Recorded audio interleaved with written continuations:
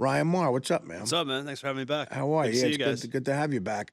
So describe what you got going on now. It's a Green Beret soldier who was killed. Yeah, and you're doing a charity show. Yeah, Give us the details. Staff Sergeant Tim McGill. He was killed in September in Afghanistan, and This past September. This past September, and I didn't know him personally, but I had some mutual friends, and I remember when he actually became a Green Beret. I remember hearing stories about him because he was in the Marine Corps first. Right. He had already done, I believe, 2 tours of Afghanistan, Wow. or it might have been one of Iraq, one of Afghanistan, and came back, was a volunteer firefighter, went into the Special Forces training, became a Green Beret, and he was killed in action in September. Oh, man. And I was asked about 2 months ago to be a part of this fundraiser. They're doing it at Mexicali Live in Teaneck on Tuesday, March 18th. And it's just a great lineup. I'm honored to be a part of it. It's Moody McCarthy, John Fish, Keith Alberstadt, Steve Burr, Tom Cotter, Bobby Kelly headlining. All funny guys. Oh, Bobby Kelly, that's great. So it's going to be a great time, and you can get the tickets. I think they're doing something at ticketweb.com. You type in Green Beret fundraiser. All the proceeds are going to the Green Beret organization. Yeah, that's great. It's a great thing you're doing, and we got to keep helping out in that situation, and not to take away anything that these guys are doing over there. How long is it going to last? How much longer are people going to keep getting killed? For what the hell is going on? What's going on over there? How many years ago were you were there? What, like 4 or 5 years ago, right? I went in 2008. Yeah, so that's already 6 years ago, and it felt like it was already 5 years old at that point. It's just, come on, just get them home. Exactly. Get these guys home. Get them home from everywhere. Right, exactly. Yeah, politicians just keep BSing about the whole thing, but that's cool. Do you do a lot of charity stuff?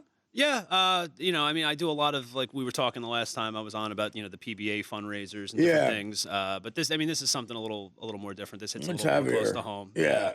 Well, where are you from? I live in Point Pleasant. But is that where you grew Point up? Pleasant. Most of my life. I'm from North Jersey originally, Hudson County. Oh, okay. North Bergen. So. And you ended up down the shore. Yeah, and I've been there pretty much ever since. I love it. Where'd you start doing stand-up down there? At Uncle Vinny's, actually, in 2006. Uncle Vinny's, great club in Point Pleasant. Great food and great comedy. Awesome food. It's a unique place. The good guys are BYOB. Yeah. Good times. Yeah. I just can't believe that you started in wrestling and that somehow permutated into stand-up. Yeah. But when you say wrestling, it's like pro wrestling. Yeah. And I remember we were talking. That just seems bizarre. Like, what an incredible. Well, it's funny. Like getting your foot in the door there seems like more incredible, more challenging than working your way into any other. It must be really right? competitive. Yeah, but not as much as it used to be, because back in the 80s and 90s, there were a bunch of different main companies to work for, and the business itself was more protective. I mean, there were people, Vince McMahon would do an interview, and they would say, "Oh, is it fake?" And he'd get pissed and he'd storm off.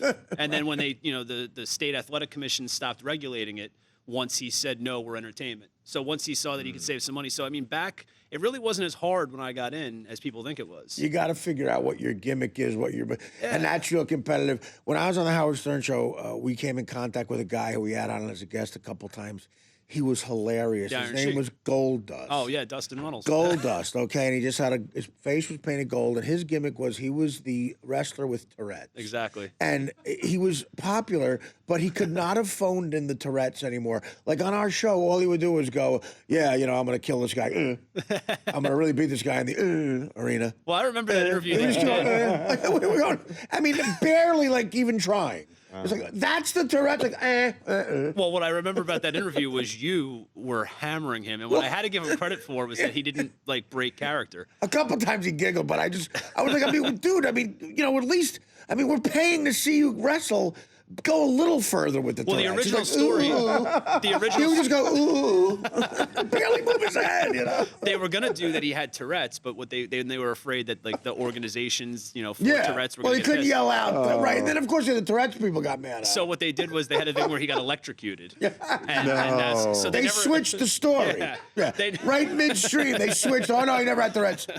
It was electrocuted. Well, his father was the American Dream, Dusty Rhodes, and for years prior, I didn't know that. Wow, that's really cool. So he was as big as it got. Man. So he was Dustin Rhodes for many years, and he just couldn't break out because he was Dusty Rhodes' kid. So he's like, I'll have Tourette's. And so then he wound up doing the whole gold dust thing. And at first it was like a flamboyant, it was walking that boundary. Is he gay? Is he, what is he? And then it just evolved over time. And he's still there now working. That's funny. Oh, he still does the whole thing? Yeah, he's there with and his he's still brother. got hit by electricity. The whole No, thing? they dropped that They whole dropped thing. that. They dropped that whole thing. Now he's back to normal. Well, as normal as you can be with your face painted gold. And that's funny. Anybody who's the son of or the kid of a real famous person should try. Like Frank Sinatra Jr. should have just been the band leader with Tourette's. Yeah. Right. Fly me to the moon. Or had like a death metal band. Like totally just get away from, That's what I would do. Just something different. Yeah, exactly. Well, that's right. So what was your deal in wrestling? I was mainly a manager. I was. Oh, you did? Yeah, All I was right. like the bad guy manager. Yeah, but And, you were a kid. You were like the child manager. Yeah, but like right now I'm 30 and There's a gimmick. I'm 30 and I look 45. So at 16 I passed for like 23, Oh, 24. really? Yeah, and it was kind of like I was the quote unquote agent. It was. Well, you kinda, got the bald thing. You do look like a mature 30. I'll Oh, put it thank that you. way. That was Not actually put it bad, very but nicely. you do look older. You Not got great, the but, bald head thing going on. Yeah. So when you were 16, you looked much older. Yeah, I probably could have passed for 21, 22 at 16. And is that correct? You were the manager. Would you actually wrestle? You get mad in the ring? Yeah, and go, I had matches with guys, and I would also do a lot of comedy matches where it would be like a thing where, let's say I was managing a female wrestler against another female wrestler, and I would interfere and cheat, and then we'd build it up for the next month. I'd come back where I would team with the female against another female and the guy, and I'd be getting my ass kicked by the female wrestler. So stuff like that. Just Oh, always my like the God. cowardly, the stereotypical stuff that's been around since the carnival days in pro wrestling. Would you catch a lot of crap for that, being the guy who got beat up by the woman? No, because again, at that point, I never really did it on a mainstream level. I mean, the biggest show I ever did in wrestling probably had 2,000 people, and it was at a community college in South Jersey. I think most people that were going to those independent shows kind of knew by then that it was just a show. Yeah. Except in some parts of, like, I did a show in West Virginia once where, people were throwing rocks at us. Yeah. Listen, I've seen some of those wrestling audiences. And God knows what they're thinking. Like, Exactly. Hey, you got Tourette's. Sign this for my kid. Exactly. I had one guy come up to me. He wanted me to sign his Bible. Yeah, I'm like, why would I do that? sign away the demons of my Bible. Do the managers use steroids like the? No. Do I the look like I've wrestlers used steroids? No, not quite. I don't know. What about the like the relationship with the other wrestlers? Like, are you considered one of the guys in that world, or are you kind of periphery? Well, now because- it's funny. Now more so, especially since I started doing comedy, and I talked about last time, my relationship with the Iron Sheik. I did a roast for him, and Right. so a lot of the guys now, because I'm doing a completely different medium of entertainment, they take me a little more seriously. It was a little tougher getting, especially because I was so young. I don't think it necessarily had anything to do with me being a manager and them being wrestlers. I think it was the age difference. Sure. You know what I mean? So and when I started, there were guys that are now in the WWE. And, guys like CM Punk, John Cena, who was doing independent shows that I was on. So it was a different thing. Now, I don't think it's as serious. I think now it's more like kids messing around, Back then, those guys, you want to be a wrestler, the trainer would break your ankle and say, okay, you want to come back tomorrow? Because they protected the business. There was that carnival aspect of it. Now everyone knows. It's all exposed. It's all out there. But as far as how it translated into comedy, it worked well because I was the bad guy that would have to get the microphone, and I'd be talking for the wrestler that probably couldn't really talk. He was an athlete, so I'd be making fun of people in the crowd. And What was your name? I did a couple different things. I was the sports agent Ryan Maher, and then there was one where they Oh, had so you used your real name in one. yeah. And then I was for one company, they made me be Ryan P. Maher Esquire. I was an attorney, which made no sense because I was a fat 20-year-old. But You should have just been Bill Maher, a couple of them. yeah, exactly. I'm gonna kill you. It's time for the Superfly Snooker. New rule. New rule. Look out, Avalanche. And I always thought that our own Mike Bichetti would be a good wrestler. Well, last time I was here, you had me demonstrating Yeah, headlocks on. I love Yeah, it. don't. Huge I fan. mean, you look like you'd be a great wrestler with a gimmick. Like, what would Mike's gimmick be? I loved it since childhood. It's awesome. Well, yeah, Mike's a wrestling fan. He kind of looks like, remember Tugboat? He's kind of got that look of like the guy Tugboat. He just, looks you know. like who's the guy that Avalanche? Earthquake, John Tenta. Yeah. Yeah. Or Oh no, King Kong Bundy did No, the King Kong Avalanche. Bundy. Yeah. Bundy's Yeah, awesome. which was the I met finisher. Lou Albano. He was awesome. my favorite. How old were you, Mike, when you figured out it was fake wrestling? last week. Probably my mid-20s, I think, probably. I believe that. I seen it in the garden in the mid-'80s. It was awesome. I seen it. King Kong Bundy was an incredible athlete, though. Those guys, their Well, he ability had to a move big around. amateur background. Oh my God. He was an did he? All-American. He was an All-American. Oh, college you wrestler. could see the way he moved around that ring. I mean, the way he would get up on the top rope. He was an agile, Well, Avalanche massive was guy. his thing was Avalanche, and the guy Mean Gene, the announcer, the way he would, scream out Avalanche at it was supposed to be a surprise. Yeah. But the way he'd go from real calm to going crazy because it's an Avalanche would be like, Bundy looking around, Bundy's stalking. Look out, Avalanche! Yeah. Bundy's stalking. Look out, Avalanche! It's fantastic. Yeah, and then he did the 5 count. I don't know. Instead of he would tell the guys, he goes, I'll go for a 5 count, not a 3. What was your He's doing favorite comedy now, Bundy. Is he Yeah, he really? really? Yeah. For a while, right? Yeah, a couple of years. I mean, I think he's not as serious with it, but I mean, he's pretty funny actually. Who's your favorite wrestler, Mike? I used to love Hulk Hogan in the 80s or the Andre the Giant, like Brock. Very Andre the much. Giant. Andre was awesome. How big is Bundy now while he's doing comedy? Is he just He's still- I mean, 600 pounds? No, he's a big dude. I mean, I'd say he's probably about 340, 350, but he's tall. And that was the problem with the indies too. You'd get these like fat slobs that would be like, oh, I can wrestle. They don't realize that guys like Bundy, the late great Bam Bam Bigelow, these guys all had athletic backgrounds, whether it be football, amateur wrestling. They were very agile. They could move. They weren't, just like guys that were, had a bar saying, hey, come on in and jump. Those guys couldn't do that. Right. Right. So When he wrestled, how much did Bundy weigh? probably about 400 pounds, I would think. I mean, they also have build weights. Like, there's some guys that are, 5'11", they get billed at 6'3". Yeah. So I wouldn't be able to tell you exactly how much he weighed, but I would say he was upwards around 400 pounds. Yeah. How long you been doing stand-up for? Then? About 7 years now. Yeah. Yeah. So you went from doing wrestling to driving a train. Yeah, I was and a train then- conductor. Yeah. And then someone on the train said, "Hey, you should try the."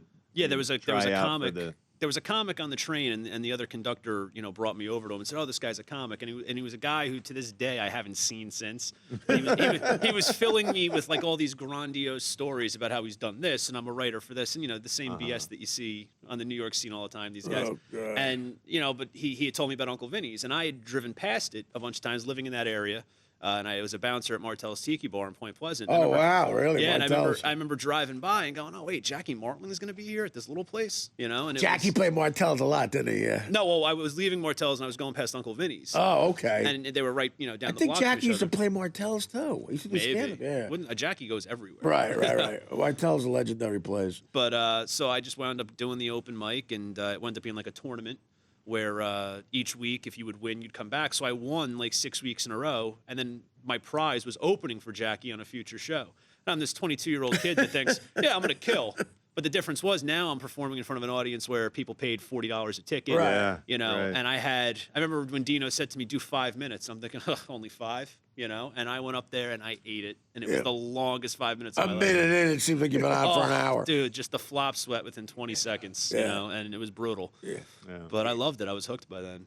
Oh, really? Even with that experience, you liked it? Yeah, because, I had seen, all right, I can make people in my own age group at these open mics laugh, and it's a different environment. I mean, how do I tap into? I've always been more mature than my years.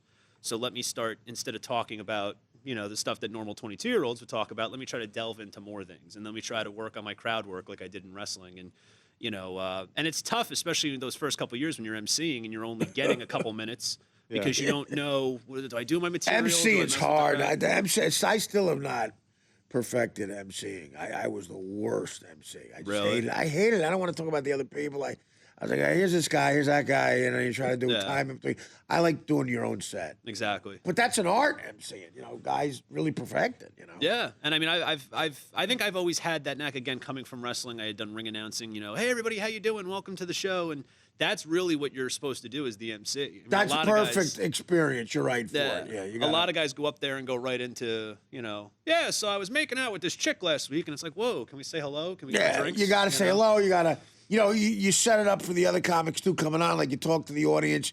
You see where it's ripe to make fun of people. Exactly. Who's the bachelor party? What's wrong with this guy? Why is this guy wearing this shirt? Yeah. Who's a jerk to make fun of? It's a skill. Yeah. Yeah, definitely. But well, you started out in the city. I mean, so you were pretty much doing mostly sets right out the gate, right? Or, Yeah, mostly sets. But every once in a while, I would do stand up New York. I did some emceeing. You know, What about on the road? Did you have to? never. I No? never emceed on the road. Well, that's never. great. I just did sets. Yeah, That's awesome. couldn't deal with it. Well, a couple times at a college I hosted, but never at clubs. All right, we're going to take a break. When we come back, we'll talk more with Ryan Maher, comic, Jersey comic. And again, say the date again before we go. It's going to be Tuesday, March 18th. It's in memory of Sergeant Tim McGill, Mexicali Live. It's a Green Beret fundraiser, Green Beret organization. And you can go to Green Beret. The website is ticketweb.com. You type in Green Beret fundraiser, and it'll come up. And when are you in Reno? I'm going to be in Reno this Tuesday, actually till next Tuesday morning, the way the flights worked out. I'm landing at like 7 in the morning, and then I'm going right to Teaneck. Stay happy there, man. Reno's tough for a week. Tuesday to Tuesday in Reno. That's what everyone's told me. Yeah, stay happy. Reno's a tough town. You can easily go, get the blues. But we're going to talk Ryan Maher more after this.